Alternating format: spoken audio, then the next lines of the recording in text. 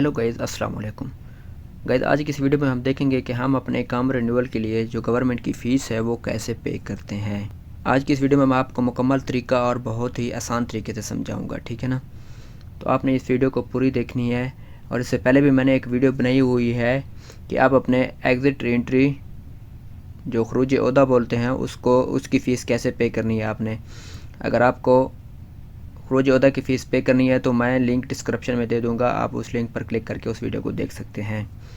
तो गाइज़, मैं मोहम्मद राशिद और आप देख रहे हैं मेरा YouTube channel RK info hub. तो मैं आप सब दोस्तों को RK इन्फो हब में खुशामदीद कहता हूँ।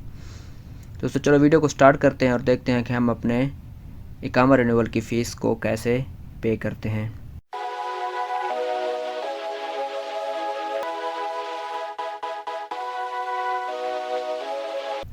तो गाइस, सबसे पहले आपने करना क्या है, अपने बैंक अकाउंट को ओपन कर लेना है, ठीक है ना। अपने मोबाइल में जो भी आपका बैंक अकाउंट है, तरीका सबका सेम ही है, आपने उसको ओपन कर लेना है, ठीक है ना। बैंक अकाउंट को ओपन करने के बाद आपने चले जाना है MOI सर्विस में, ठीक है। आपको नज़र आ रहा होगा, आपने अपने MOI सर्विस में जाना है, ठीक है ना। MOI सर्विस में जाने के बाद आपने करना क्या है, आपको नंबर 2 पे नज़र आ रहा होगा मेक अ पेमेंट। तो आपने मेक अ पेमेंट पर क्लिक करना है, ठीक है ना। मेक अ पेमेंट पे क्लिक करने के बाद इधर आपके पास ऑप्शन है बिल्डर का, तो आपने बिल्डर के ऊपर क्लिक करना है। सबसे ऊपर में आपको नज़र आ रहा है एक्सपेट्रिएट सर्विस, तो आपने अपना एक्सपेट्रिएट सर्विस को सिलेक्ट करना है, ठीक है। इसमें तमाम ऑप्शन दिए हुए हैं। इकामा रिन्यूअल के लिए आपने एक्सपेट्रिएट सर्विस को सिलेक्ट करना है। वैसे आप ड्राइविंग लाइसेंस, सऊदी पासपोर्ट या ट्रैफिक वायोलेशन कुछ भी इधर से अपने जो फ़ीस है वो पे कर सकते हैं, लेकिन हमने इकामा रिन्यूअल के लिए पे करना है तो हमने एक्सपेट्रिएट सर्विस को सिलेक्ट करना है, ठीक है ना। तो दोस्तों एक्सपेट्रिएट सर्विस को सिलेक्ट करने के बाद इधर आपके पास एक और ऑप्शन आएगा नंबर 3 पर, वो है आपको नज़र आ रहा होगा रिन्यू इकामा, ठीक है ना। नंबर 3 पर रिन्यू इकामा, तो आपने रिन्यू इकामा को सिलेक्ट करना है। रिन्यू इकामा को सिलेक्ट करने के बाद आप देख रहे हैं नंबर 4 पर लिखा हुआ है इकामा ID। तो आपने क्या करना है, इधर अपने इकामे का जो नंबर है वो आपने इधर ऐड कर देना है। अपने इकामे का नंबर ऐड करने के बाद इकामा ड्यूरेशन, ठीक है ना।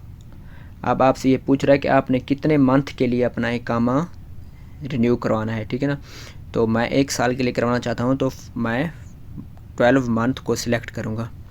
तो 12 मंथ को सिलेक्ट करने के बाद इधर आप ये देख सकते हैं नीचे, आप सबसे नीचे आपको नज़र आ रहा होगा सर्च का ऑप्शन, तो आपने सर्च वाले ऑप्शन के ऊपर क्लिक कर देना है।